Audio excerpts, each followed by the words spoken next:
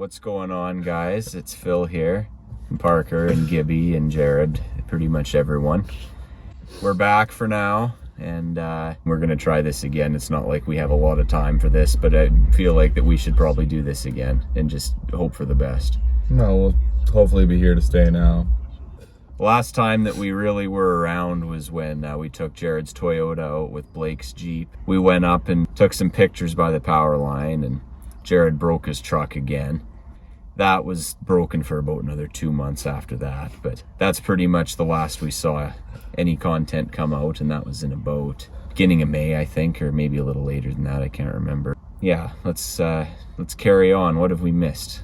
What have we missed? I mean, that had to be before May because May Long was after it, right? Yeah, that's right. But yeah, so went out on May Long. We went camping on a friend's property. It was a good time until Gib decided that he was tired of chopping wood and wanted to try and chop his leg off. That was a fun hospital trip for him. And then realistically, we went on maybe a bush cruise, whatever else. It wasn't that eventful for this type of content, but I mean, there was a couple of oh boy moments and we all had a good time. Yeah, so around that time, around May Long, I was out working 12-hour days, 7 days a week. So that pretty much eliminated all possibilities to do anything stupid and to get any good content. And Parker was doing his 5 days a week landscaping as well. So the content creation definitely had to slow down for a little bit. There was just no way we were going to be able to pull it off. And then I started another new job in June, and that had difficult hours as well. So that also created some problems. And on right before he started his job, I decided to make the financial decision, the hard decision, the sad decision. And we went to Kelowna right after I sold my 2018 F-150, so you won't be seeing that on the channel anymore.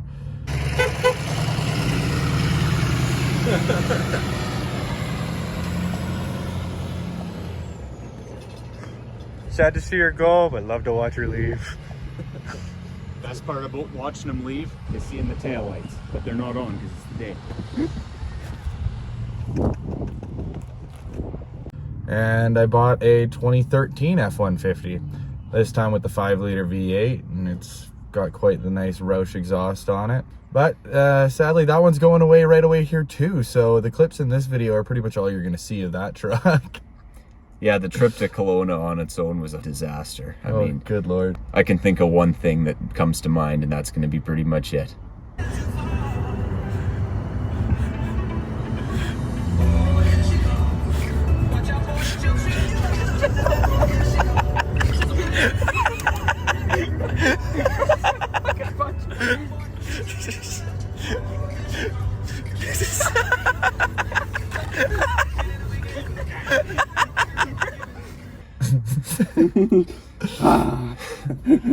You know what I really wish that we would have gotten from that trip though? Was Leighton's catchphrase. That was his catchphrase for like the longest time afterwards. Wasn't it I'm hard? And how about you guys? Yeah, that's just, right. Yeah, it was just out of nowhere. We had the awkward silence. Well, I'm hard. How about you guys? Yeah, that's what it was too. Probably a week or two after that, I finally got the Mustang cooling system burped properly, and it was running okay. Like, the temp gauge was actually finally doing what it was supposed to. As much air was out as I was going to get out. When you're thirsty, you're thirsty. Yeah, something like that. Was it sweet? Yeah, it was. I mean, coolant doesn't taste very good, take it from me. But we finally got it burped out properly, so we decided we were going to take it out for a nice test drive up the Lake Highway above Creston. And it was a real nice drive. The car was driving great. It was doing exactly what it was supposed to. It didn't overheat at all. And we got one nice picture, I guess, of the car. Until we were driving back. We got to just about Moye. There was an elk on the road, so I hit the brakes for the elk. And then as soon as that happened, we started speeding up, and the temp gauge shot all the way up to hot. So we pulled over, and there was like no coolant left in the overflow at all. So I dumped what I had in the trunk in and limped it home with it continuing to get hot and cold the whole way. So I parked it and left it for a bit. I thought it was fixed. It wasn't. And if you think that's good, you haven't even got into the best of it yet. A little later on, our friend came back from Edmonton, and he had a vehicle that he had sitting for probably the last 3 years or so under a tarp, and this is what we call the East Kootenay Bush car. I think it's a 2008 Mazda 3, and this thing was rolled on the highway back when it was fairly new, and at the time it was cheaper for the guy to take his loss on it than to go through any sort of insurance or anything, so he was still paying it off well after it was rolled. So he sold it off to our buddy, and he was using it as a bush car. So we finally were able to get it out of the hole it was in the ground where it sat, and there is going to be actually a full-length video on this one. We're going to have that coming out in a little bit here, because it was pretty entertaining. All went well until Jared got behind the wheel, let's just put it that way. So about 3 weeks after the East Kootenay Bush car fiasco, I was kind of cruising the Mustang a little bit, just making sure I kept antifreeze in it at all times, because it was drinking pretty good. And I didn't really understand where it was going, because there was nothing in the oil, it wasn't smoking or anything, and the heat was working great. There was no heater core leaks or anything that I could see. So then I finally overheated and I parked it. I was pissed off, came to the conclusion the head gasket was in fact failing. I drove it again for about another week. I parked it and tore right into it. I was like, I'm not wasting any more time. The whole top end of this motor's coming off right now. So that was that, and that was an ongoing process as well. Jared bought a bike. A bike he bought, indeed, yeah. This Yep. was And he no longer has a truck bed because he's too afraid to take it out by himself. So it's stayed there all summer. I mean, it comes out when we actually go out, but it stays in there. It's some good winter weight, I guess. It gives it purpose, I guess, as far as I'm concerned. But I think it's almost canopy time. Yeah, I'm gonna put it on the roof of the canopy, actually. that'd be pretty funny. Man, I wouldn't be able to park in Calgary either. Well, I watched a guy go through the Arby's drive-thru with a service truck one time, and he shattered the clearance thing with it, and they lost it. It was pretty bad. So a little later on, I got a Buick. I didn't buy a Buick, I got a Buick. It was free 99. And this Buick is Alberta registered, and the rockers are gone, so if I actually do want to do anything to it, it's going to be a bit of work to get it to pass an inspection, but it was free, and you know, I didn't need it, but of course I took it anyway. So yeah, I've got a Buick now. Oh yeah, and then Phil, he got a quad. It's a great quad. It's Only not a issue- great quad. Oh, it's a fine quad. It's just a little meaty. And Just died on it. yeah, we've all almost died on this quad due to the fact that it has no brakes. So it's safety fifth. And Yeah, seems about right. yeah, it is, I will say. But the thing is, you know, when you pay $1,800 with the plow blade, I really don't care at that point. It's just like, whatever. It's an option. Yeah, it was an It was opportunity. fun. Well, it lasted. It was still lasting. And there's no papers either, so that's nice. I'm gonna have to deal with that too in the spring if I decide I'm actually gonna do anything with it. But either way, so we went camping again a couple weeks later on, and there's nothing really noteworthy about that. I mean, I brought the quad out and I just about killed myself and Gibby. When you went down the hill too. Just Hill? about sent it down a hill that even if I had brakes, I probably wouldn't have been able to stop. And I was adamant that I wasn't gonna ditch the quad. I climbed the bank and just about rolled it just to stop itself. But Pretty entertaining, actually. what me and Gib almost died, that wasn't entertaining. We hit a berm going about 70 and just about flew off. I mean, my knees hit the front bar and Gib's knees hit the front bar as well, even though he was on the back. So I don't know how that worked, but it was about 35, 40 degrees out that weekend, and we ended up on the lake on a floatable, whatever you want to call it, party island. Floatable, inflatable. Yeah, party island, and Gib let all the air out of it. So I almost got stuck in it. yeah, Jared just about got stuck. But we made such a scene trying to unload that thing with no air, with Jared stuck inside of it on the beach. And Gib was the motor. The walrus was just chewing around with the water, towing us. Yeah, camping again. Oh yeah, and then it was just a beautiful summer. So there was a day that I got off work early. So of course I just went out back and had a beer. And I gave Phil a text and said, want to come by for a beer after work. And then it ended up being about 10 people. We met some new people. Jared wasn't too happy about it, but it was fun. Brought the couch out onto the lawn like you're supposed to do if you're truly Canadian. And yeah, that was a good downtime. I mean, nothing automotive about it, but it was a fun time. Yeah, it went pretty well. And we got Gavin stuck in the wheelbarrow. That too. is true, we did. Yeah, as you can see, we're very high class. Oh, yes. We're the classiest of Yeah. class. Yeah. Leighton decided that we needed to have the Raider reinsured again because we were watching some videos of the Raider, like some of our previous videos. We were showing his brother-in-law, and he said, you know what, after watching this, I kind of want to drive it again. So we went downtown and we insured it again. And we knew the brakes were having some issues before, like when we were driving it previously. So, well, why would that have stopped us, right? I mean, don't let fear and common sense slow you down. We decided to reinsure it, and we drove it about 5 minutes down the road, going downtown, and we knew something wasn't.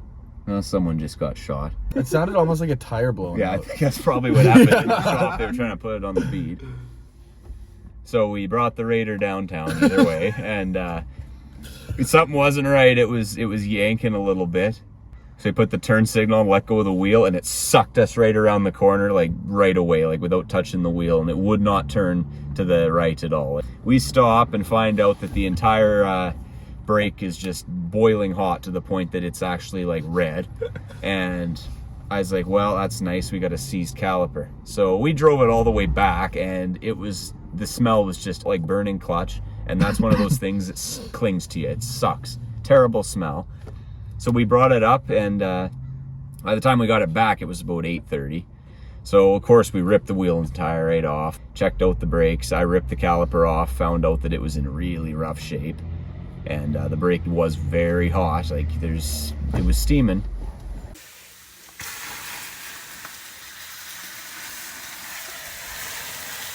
The water's boiling. Yeah. So then after that, we left the brake caliper off because it was going to have to get replaced. So I just pinched the line off, and he drove it all the way back to its parking spot and didn't leak any fluid. So I think the hose clamped it, or the vice grip did its job fairly sufficiently. And there it sat for about another 4 weeks while we got the parts from Rock Auto. And then we decided, let's go on a bush cruise because Jared just got his truck fixed again. So the 82 is back up and running.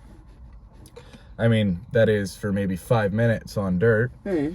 It was about 5 minutes. It still runs. It still ran. It was just hell. So it decided just to freaking break right at the manifold. Didn't it? That was the time before the time before that broke at the manifold. The clamp came undone, and it was out the downpipe with no muffler. Okay, well the clamp came undone on his muffler, so it was a good old straight piped 4-banger. I think I broke my exhaust. And that's fun, especially in an older truck with no sound deadening. There's holes in the floor. And there's holes in the floor and everything. Yeah, it was just a rough time. We went on a good bush cruise. I think we left at like 7:30 and got back at 12:45 in the morning. That is true, because, I mean, somehow we ended up in Kitchener, and Had to drive all the way back on the highway. yeah, Oh boy. me and Jared were deaf for 2 days, and we still haven't regained our hearing fully.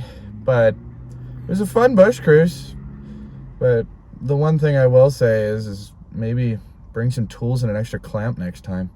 So of course we got the brake caliper on the Raider, and everything was going good. We were going to do the pads as well, but we didn't do the pads because they sent the wrong ones. So we just used the old ones, and they seem to be working fine. But I will say that seems to be the trend of the year, though, is Rock Auto or Amazon just sending us the wrong parts. that is true, actually. It Yeah, is the or they trend. just take forever to show up when they're not supposed to. Yep, exactly. But either way, we got the brakes on, and we took it on its test drive downtown to go pick up some pizzas. Everything was going good. Come back up, and I'm like, you know what? I'm sick and tired of driving this Raider with no music, because it's so loud, and the Bluetooth speaker dies all the time. So I'm like, Leighton, go inside and find some deck. So we went inside and found a old Sony Explode CD player. It doesn't have Bluetooth, it's just got aux. And we threw that in there, and it's mounted so nicely. It's just sitting there. And I'm like, well, we need new speakers if we're putting in new decks. So he went in the garage and found 2 Ford 6x8s from random vehicles. They don't match. So we drove it downtown with them hanging out of the dash. They weren't sounding great at all by the time we actually got an aux cord that worked with these iPhones. And he's like, you know what? Let's just go to Canadian Tire and buy some kickers. So we went into Canadian Tire and bought some brand new kicker 6.5s for it. I think they were 6.5s at least, maybe 5.25s. But the Raiders got such a nice stereo in it now. It's awesome. We decided we were going on a quadding trip. Me and Gib and Michael, and met up with Dylan eventually. And we were going to leave at 11:45, but as they say, the plans can change, and we didn't leave until 2 o'clock in the afternoon. Went all the way up the top of the mountain above Moyer. The Caco Pass. And then we went all the way down the mountain and came out in Gold Creek. And again, this is with no brakes, just engine braking. And I got all the way to the shed, to the connector, and I ran out of gas. Didn't think I was going to run out of gas, but I ran out of gas. So I threw her in reserve, drove her all the way through to the power line, and got to Dylan's house where we got some jerry cans. And we took back off from Dylan's after we all refueled. Went down to the power line, and we were looking for some mud. And we met up with someone we know down there, and he's like, oh yeah, well there's like a perma swamp over there, so why don't you go check that out? So we all kind of go through. It's basically topsoil is what it was when we tore it up. Gib got royally sucked in, like big time. And Dylan just about died. Where's the ball? Just gonna just film Dylan doing stupid shit. Johnny wants that thing for the first 6. Yeah, he's gonna... He hit a boulder that he didn't know was there, and it threw him right off the quad, and it actually turns out he's got a fractured wrist from that, which he didn't know about until just recently. Does he actually? Yeah, it is. I have a video for that. Oh yeah, so Gib got a flat tire on the way back. I mean, we all put those quads through some torture that day. Like, it was pretty bad. Yeah, no, and then there was the one night where Jared and Leighton just started beaking off at each other and decided the only way that they could come to a conclusion on who's going to win this is by having a drag race between the 82 Toyota and the Dodge Raider. And I mean, I don't mean to spoil anything for you, but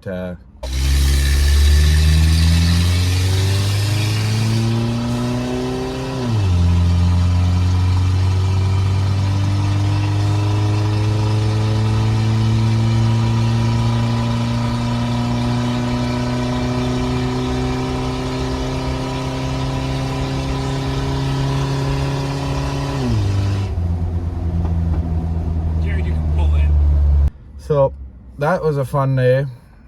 So then a couple weeks later, now getting into September here, summer's coming to a close, we decided we needed to go back to Calgary. It had been too long, and we had people we needed to go visit, so we did that. We made a trip to Calgary and stayed there we were there for basically 3 days, 2 nights, and we had a good time. We hung out with some people, we had some good food, and we had some drinks. More than a few drinks. Oh yeah, so like as you can see in the picture right here, I was out. That was a fun night, and We played some street guitar with our buddies, and that we was a met good some time. cool people. It was just an all-around good weekend. I spent some money at KMS Tools, and a lot of money was spent. We had a beautiful, way too nice for us B&B. That was awesome. I'd Oh go my back there God. again. Like, it was a very nice That was place. beautiful. Air and conditioning and all. air conditioning, 2 bedrooms, fully renovated, and honestly cheap for what it was. Yeah, that's true. But there was that one point where, funny, but it was a close call. That underground parking, we had some fun with that. Yeah, the issue is, you go into the city, you get underground parking where you have like the grounds level like this when you get in, but the approach to the doors like that. So first of all, you're not making that angle if you have any sort of height to your vehicle at all. And I mean, the fact that we didn't scrape on the pipes for the overhead sprinklers was actually kind of a miracle. I'm surprised we didn't screw up a pipe, to be honest. I was on the roof for probably about 2 hours after I got back, just scraping off the paint because it was on there real good. And you could see red all over the door frame inside the the actual garage door in the parking lot. And I mean, that was pretty funny. We left our mark, but We left our mark on Calgary. yeah. So you might have seen the video, actually. Mm-hmm. Yeah, that's our most viewed thing on Instagram right now and most liked. Vacuum.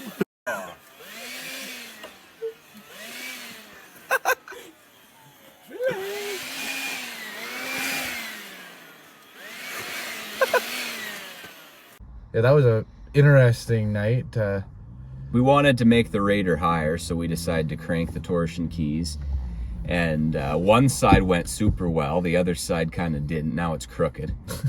But, you know, we didn't have time to fix it, so we drove it like that anyway. We're definitely going to have to fix it, though.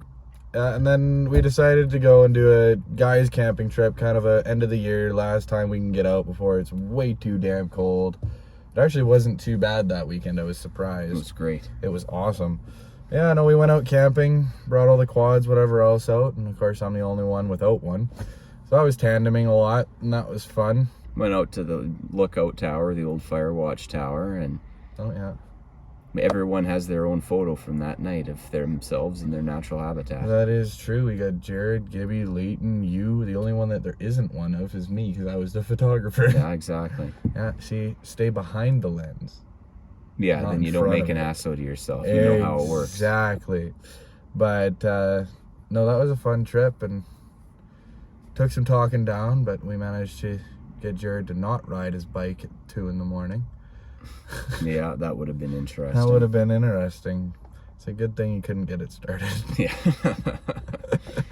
So here we are. It's currently the 16th of October, I believe, as of right now. Is it really the 16th Yeah, already? right there, 16th. Oh my gosh, right there. So Mustang heads finally got taken off. I finally got everything done in the millions of hours of spare time I have during the week, you know.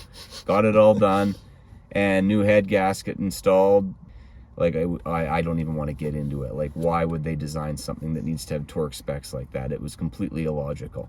But either way, one head's on, and hopefully tomorrow we're going to have the other head installed as well, and then we'll be able to put the intake all back together and get everything reassembled, and hopefully the thing runs again. That's the ultimate plan, at least. So realistically, we're up to present day right now. By the time you see this, it's going to be a little farther into the future than that, but yeah, we had an interesting summer. Yeah, Gibby almost died like 5 times this year. Yeah, I forgot about that. I mean, there's been a few incidents. This one was It was closer.